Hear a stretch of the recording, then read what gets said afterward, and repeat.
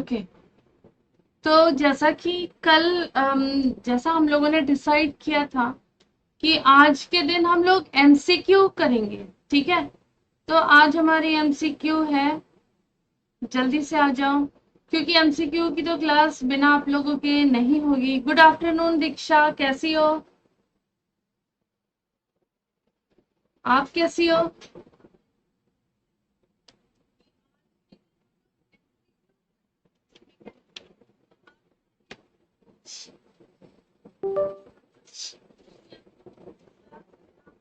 चलो स्टार्ट करें हम लोग। जिनको जुड़ना होगा जुड़ते जाएंगे क्लास में।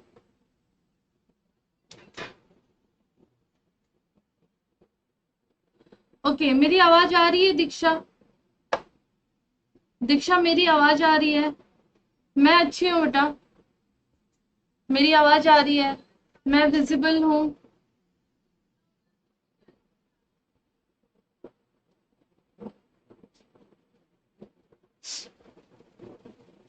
ओके, ऑल ओके, ठीक है।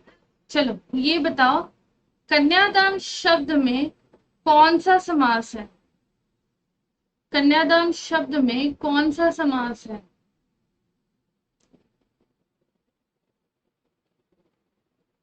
इसका आंसर बताओ।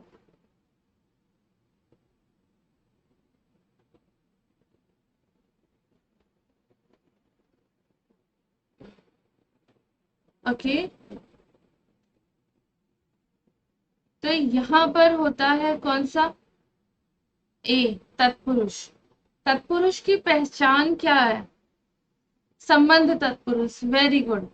कन्या यहाँ पर का लोप है, का यहाँ पर छिपा हुआ है, ठीक है। तो यहाँ पर क्या है? कन्या का दान, यानी कि संबंध। यहाँ पर क्या बताया जा रहा है? संबंध बताया जा रहा है ना। का की के संबंध है कि संबोधन, कौन सा वाला है? कन्या का दान, बताओ। संबंध तत्पुरुष है, वेरी गुड।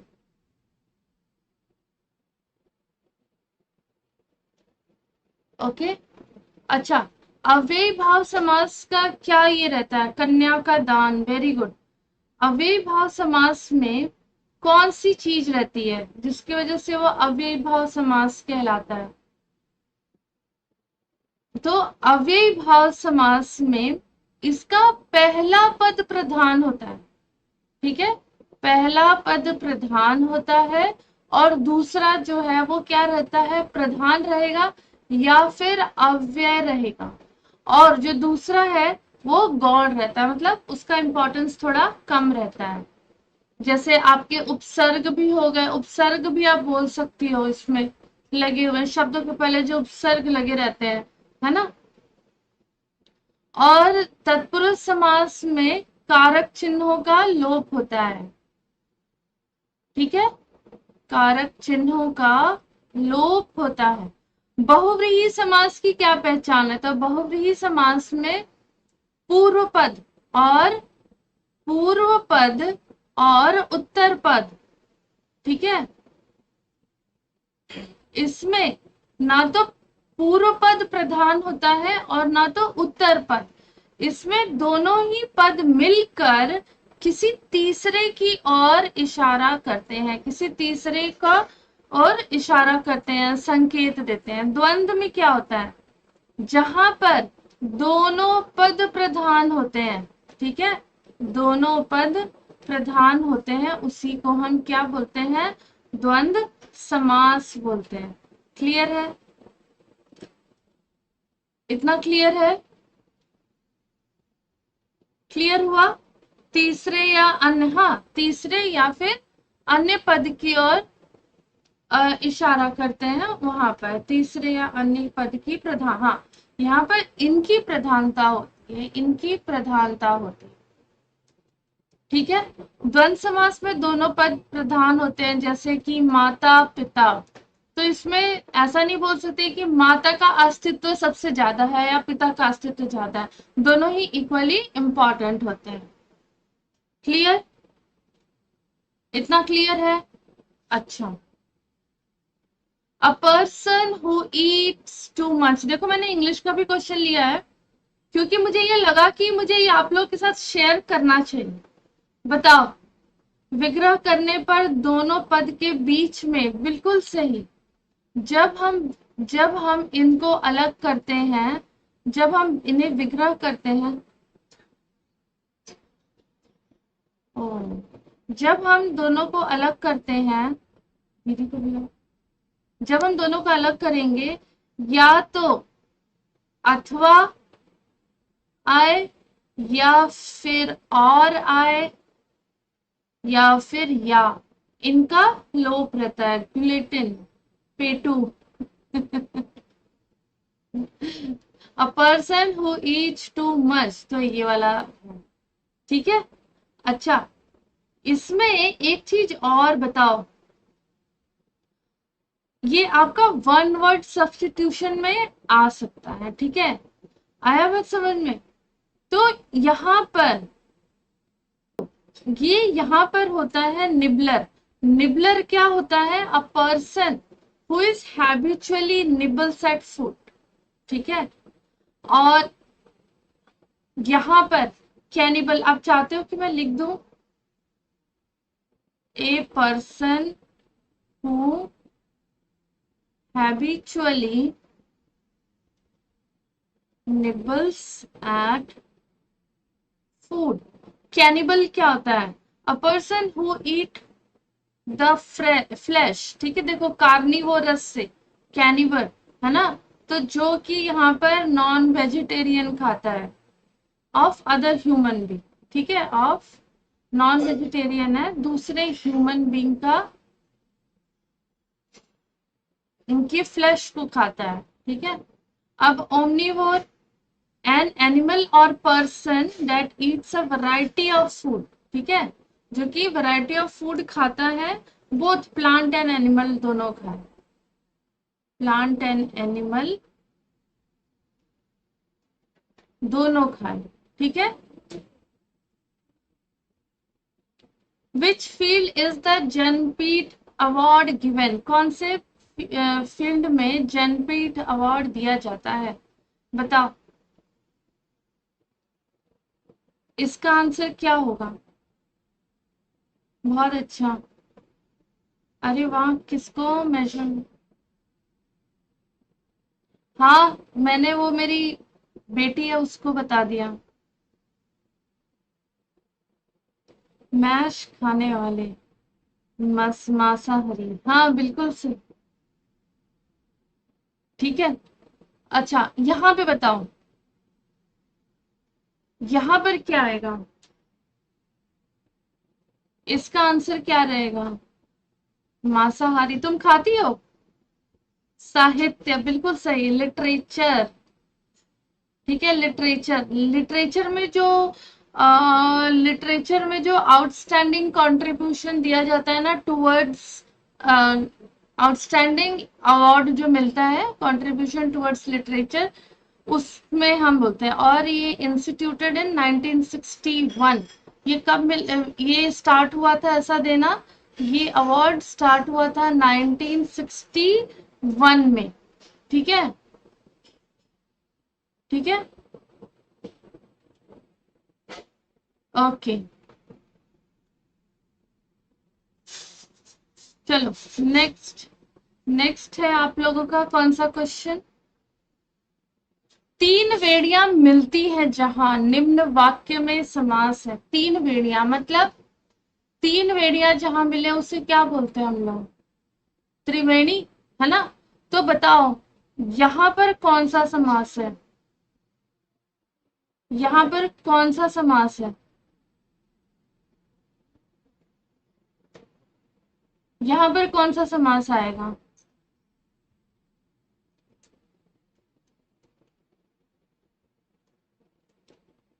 बेसिकली देखा जाए तो इसका हम लोग क्या कर रहे हैं? इसका हम लोग संक्षिप्तीकरण कर रहे हैं, संक्षिप्त कर रहे हैं, है ना? इसे छोटा कर रहे हैं। तो यहाँ पर तीन वेड़ियां, तो यहाँ पर कौन सा समास होगा? यहाँ पर आपका, बताओ, बहुव्रीहि समास होगा, बहुव्रीहि समास, करेक्ट। हाँ, 3 प्रयागराज में है, बिल्कुल सही। वर्तनी के अनुसार शुद्ध शब्द कौन सा है?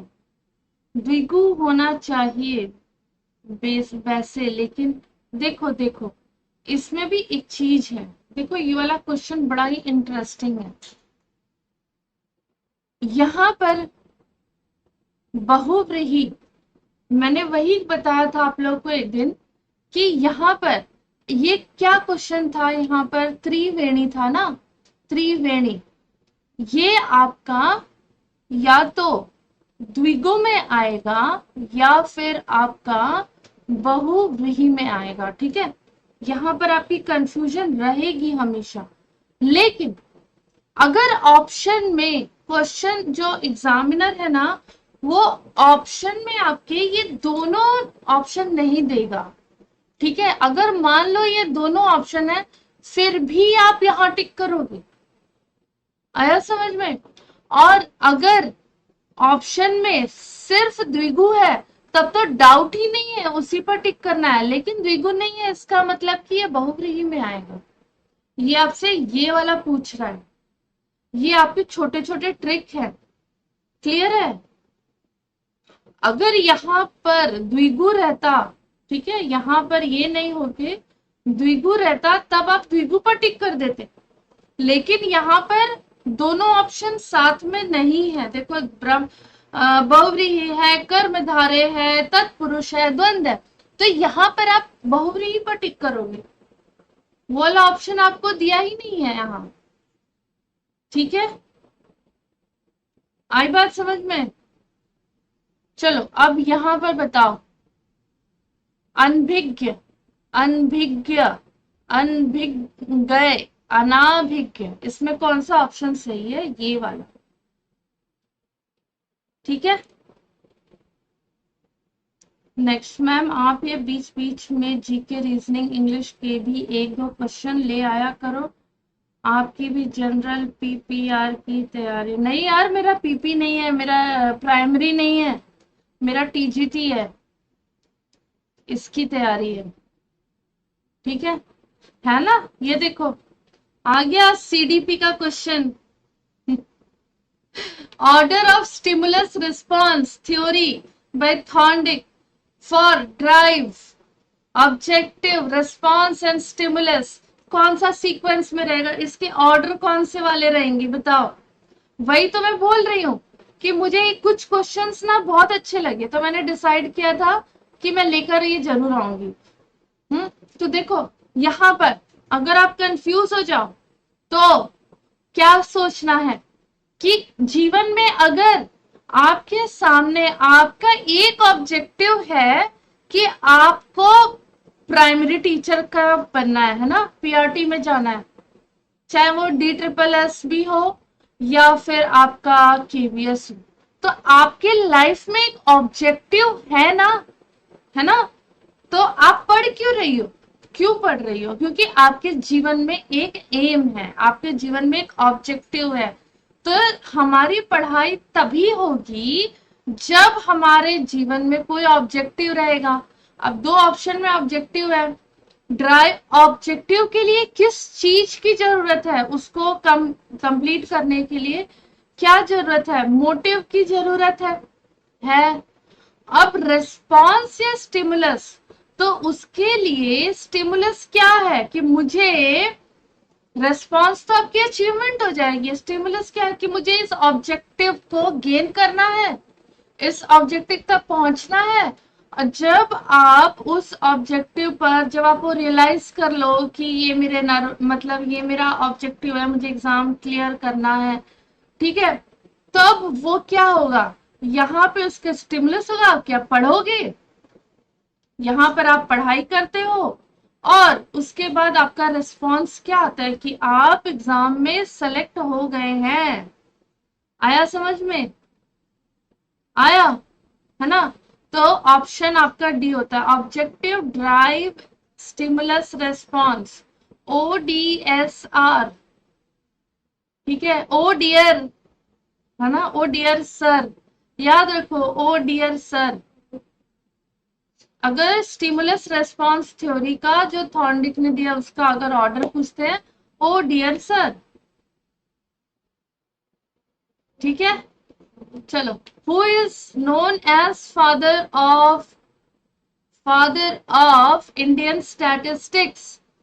ये बहुत ही अच्छा क्वेश्चन है, ये शायद ना लास्ट ईयर पूछा भी गया था। तो पीसी महालन ओबिस। ठीक है, तो ये एक्चुअली कब मनाया जाता है? जून 29 को। इस दिन इनका क्या था? बर्थ एनिवर्सरी है, तो इस दिन मनाया जाता है। और ये कब एस्टैब्लिश हुआ था? 1931 में। ठीक है, कहां पर? कोलकाता। तो पीसी महालानोबिस, ठीक है, कौन है? Father of Indian statistics. June 29 को इनका बर्थ डेट है, इस दिन मनाया जाता है। स्टार्ट हुआ था कोलकाता में 1931। आई बात समझ में? क्लियर है? इतना क्लियर है?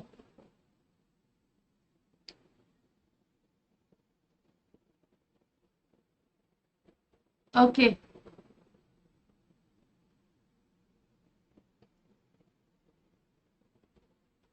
क्लास बहुत शानदार है आज, वाह, है ना? ओके, फिर है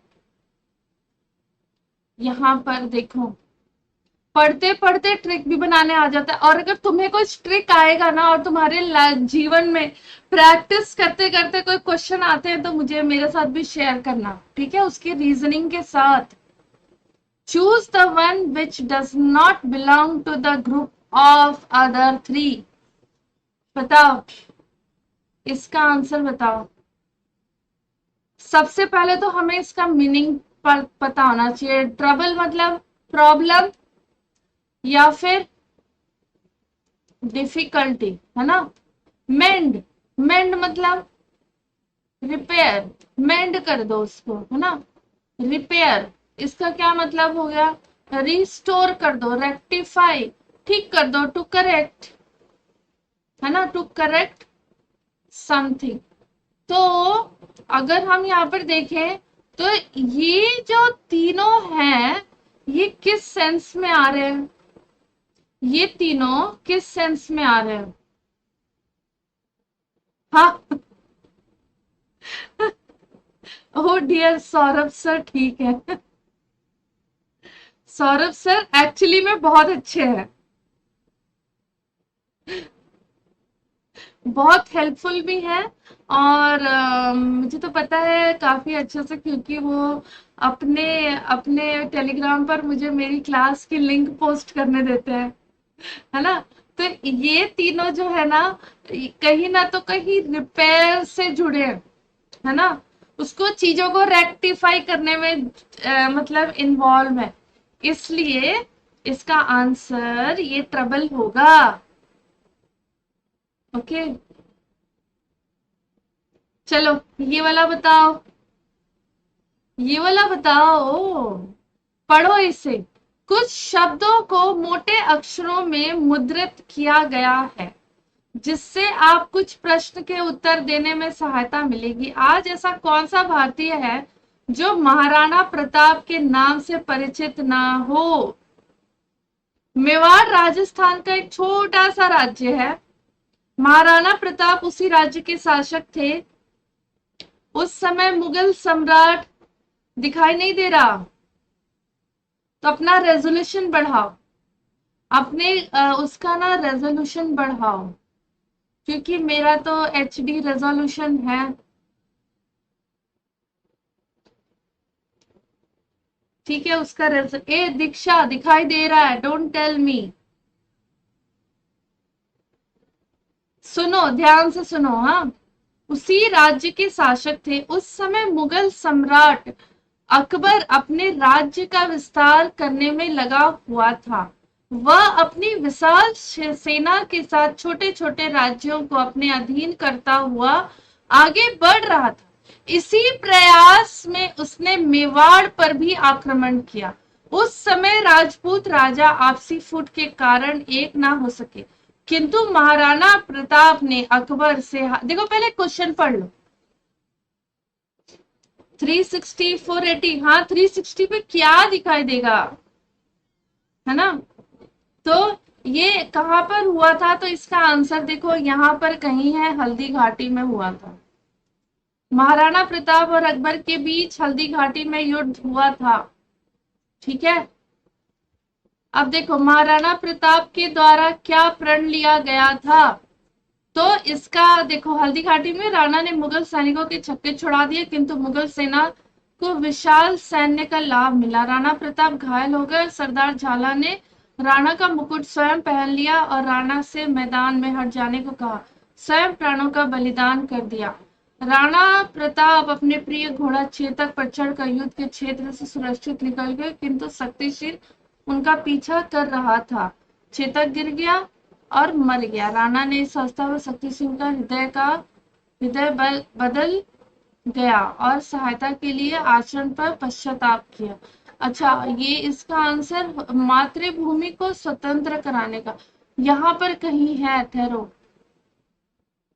मैंने सेना को हराने का, हाँ ओके ओके, यहाँ पर हाँ देखो इधर पर कहीं आपको आंसर इसका मिलेगा। स्वीकार नहीं था, ओके। इसका मुगल साम्राज्य अकबर साम्राज्य के लिखा लगे हुए थे, थर्ड लाइन, लास्ट पैरा की थर्ड लाइन, ओके। हाँ ये रहा, स्वतंत्र नहीं कर लूंगा, ठीक है, स्वतंत्र कराने की, वेरी गुड। फिर देखो नेक्स्ट है, महाराणा प्रताप मुगलों से कितने वर्षों तक संघर्ष करते रहे, इसका आंसर यहाँ पर है 25 वर्षों तक। हाँ मिल गया मिल गया, ठीक है। अब देखो निम्नलिखित में से कौन सा पात्र गोदान का है, बताओ इसमें से कौन सा पात्र गोदान का है, बताइए।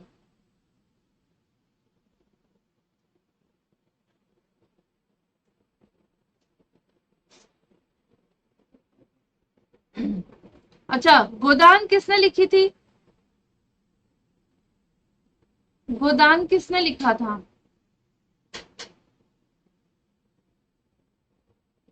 गोदान प्रेमचंद जी ने लिखा है, ठीक है। अब जो ये जो गोदान उपन्यास थी, ठीक है, इसमें भारतीय किसान के त्रासद युग जीवन, मतलब भारतीय किसानों की जो बहुत ही दयनीय हालत थी सामंतवादी एवं पूंजीवादी लोगों की वजह से, ठीक है, उसकी उसमें जो एक आम किसान था ना, उसकी करुण कहानी को बताया गया है। और इसमें जो होरी था, होरी ये क्या था, मतलब लीड एक्टर था, लीड एक्टर, प्रमुख पात्र था। इसमें रूपा और सोना, होरी और धनिया की बेटी थी, बेटियां थी, ठीक है। इन दोनों की बेटियां थी और उनकी पुत्रियों में आभूषण और भोग विलास की लालसा उत्पन्न होने का तो कोई प्रश्न ही नहीं था, क्योंकि निर्धनता के कारण सोना और रूपा को ना तो कुछ अच्छा भोजन मिलता था और ना ही पर्याप्त कोई साधन उपलब्ध थे या कोई पर्याप्त वस्त्र उपलब्ध थे, ऐसा कुछ नहीं था। तो रूपा उनकी बेटी थी। आई बात समझ में, आया समझ में? अच्छा, नेक्स्ट क्वेश्चन यहाँ पर है, नेक्स्ट क्वेश्चन, हाँ प्रेमचंद, हाँ प्रेमचंद ही है ना। अब देखो महाभारत के रचयिता महर्षि व्यास के पिता कौन थे, महाभारत को किसने लिखा था, ऋषि महर्षि व्यास ने लिखा था। और उनके पिता कौन थे? देखो, महर्षि व्यास जो थे ना, इनका पूरा नाम होता है महर्षि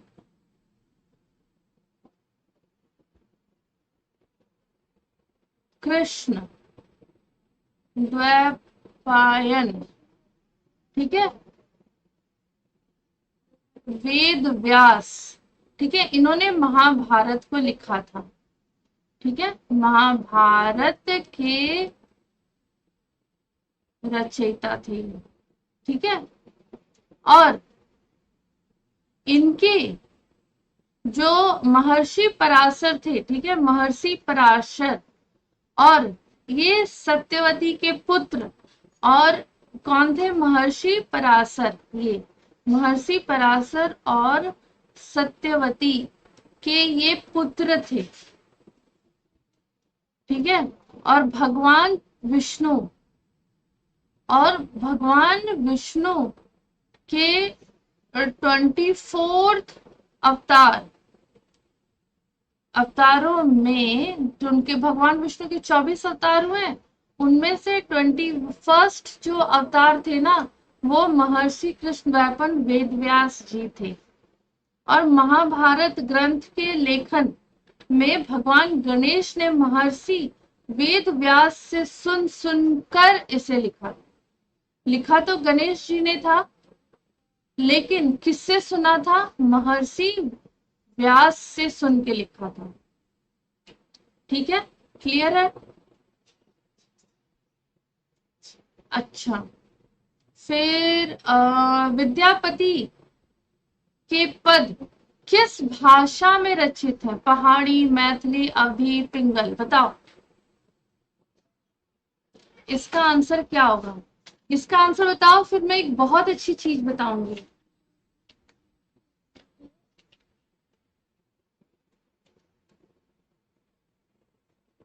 इसका आंसर क्या होगा?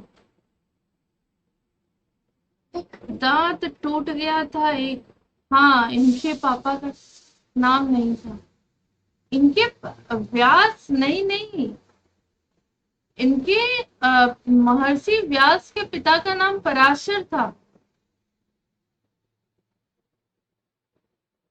ठीक है, पराशर था, ठीक है।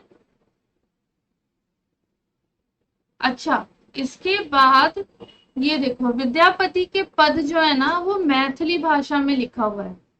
किस में लिखा हुआ है? मैथिली भाषा में। अब मैथिली कहाँ से आई है? अपभ्रंश भाषा। अपभ्रंश भाषा में देखा जाए तो 3 तरह के थे, शौर सैनी एक था, दूसरा क्या था? खस, तीसरा क्या था? गणेश जी की दांत टूट गया था इसलिए, हाँ, तभी, यस। और फिर था अर्ध मागधी, और यहाँ पर होता है मागधी, ठीक है। मागधी में आता है बिहारी हिंदी। अब बिहारी हिंदी के अंदर 3 भाषाएं थी, भोजपुरी, मैथिली, और एक और कौन सी है? मगही। तो मैथिली यहाँ पर है, तो मैथिली जो है बिहारी हिंदी की उपभाषा है, जी हाँ, ठीक है। और अगर जब इतना बात कर ही दिया है, तो शौर सैनी की उपभाषा कौन सी है? इसमें आती है आपकी राजस्थानी हिंदी, ठीक है, राजस्थानी हिंदी। इसमें आ जाएगी आपकी मारवाड़ी, जयपुरी, और कौन सी? 1 2 मालवी, एक और है, बताओ, एक और है, बताओ। मेवाती भाषा। और खस जो है ना, ये आपका पहाड़ी भाषा है, पहाड़ी हिंदी, ठीक है। तो इसके अंदर आपकी आएगी कुमाऊनी, और कौन सी पहाड़ी भाषा थी? गढ़वाली और नेपाली। लेकिन नेपाली को ना भाषाओं में दर्जा नहीं मिला था, हिंदी की उपभाषाओं में दर्जा नहीं मिला था, इसलिए इसको काउंट ही नहीं किया जाता है। और उसके बाद आपका यहाँ पर एक और था, ठीक है, पश्चिमी हिंदी। पश्चिमी हिंदी। और ये अर्धमागधी के अंदर कौन कौन सी भाषाएं आती है? अवधी, बैसवाड़ी,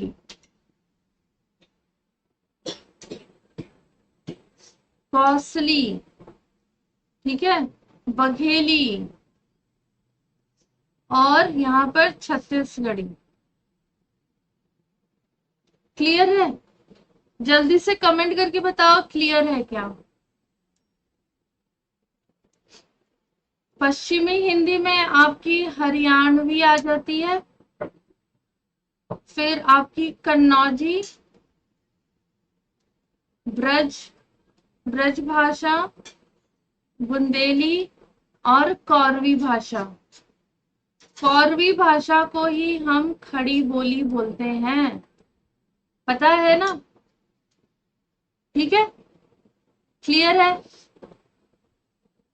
तो एक से हम लोगों ने कितने सारे सीख लिए। अब चाहिए तो इसके स्क्रीनशॉट ले लेना, और मुझे पूरी उम्मीद है कि आपके पास ये होगा।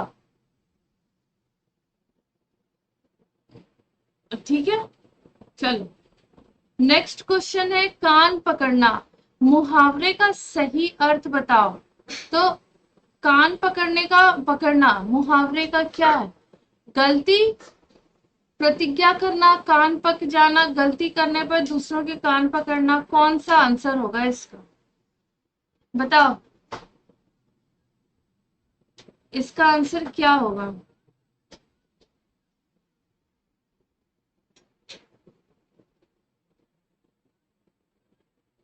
इसका आंसर होगा कि अच्छा भाई देखो, नहीं समझ में आ रहा है, स्टेटमेंट बना दो।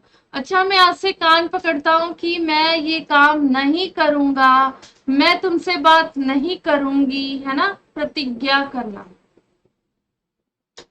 ठीक है, तो ये क्वेश्चंस कैसे लगे? 15 क्वेश्चन में आप लोगों ने 15 4 जा 60 क्वेश्चन सीखा आधे घंटे के अंदर। दोबारा वही काम रिपीट, हाँ, दोबारा वही काम को रिपीट नहीं करना। क्लियर है? क्लियर? कोई डाउट?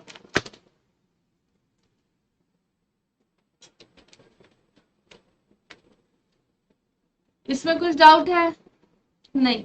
तो आज की क्लास हमारी इतनी थी, और फिर कल हमारी रहेगी क्लास 11th की भारत वर्षोन्नति के ऊपर, जो बहुत ही सुंदर सा चैप्टर है। एक भाषण है जो एक बहुत ही अच्छे लेखक ने दिया था। उत्तर प्रदेश में एक जिला है बलिया, बलिया में एक मेला लगता है, ददरी मेला, साल में एक बार लगता है। तो वहां पर उन्होंने ये स्पीच दी थी। ठीक है, तो कल आना, फिर कल आपको बहुत ही अच्छा लगेगा। आया ना मजा? ठीक है, और अपने फ्रेंड्स को भी बुलाओ ना, जितने ज्यादा बच्चे रहेंगे उतना ज्यादा लर्निंग होगी अच्छी। ठीक है, तो हंसते रहो, मुस्कुराते रहो, खिलखिलाते रहो, पढ़ते रहो, और ऐसे ही क्लास में आते रहो, और दोस्तों को भी लेकर आओ। जिस दिन क्लास अभी मेरे चैनल पे 2.27 सब्सक्राइबर है, जिस दिन 3000 हो गए ना, उस दिन मैं आप लोगों को जो क्लास में कराऊंगी मैं क्वेश्चंस, उसके पीडीएफ भी मैं आप लोग के साथ शेयर कर दूंगी। तो 30 सब्सक्राइबर्स फिलहाल, ठीक है, और उसके बाद ऐसे जितने बढ़ते जाओगे उतने अच्छे अच्छे मैं आप लोगों को सरप्राइजेस भी देते जाऊंगी। तो चैनल को सब्सक्राइब करो, लाइक करो, शेयर करो, कमेंट करो कमेंट बॉक्स में। ये तो लाइव कमेंट है इसके बाद। ठीक है, चलो मिलते हैं कल 2:30।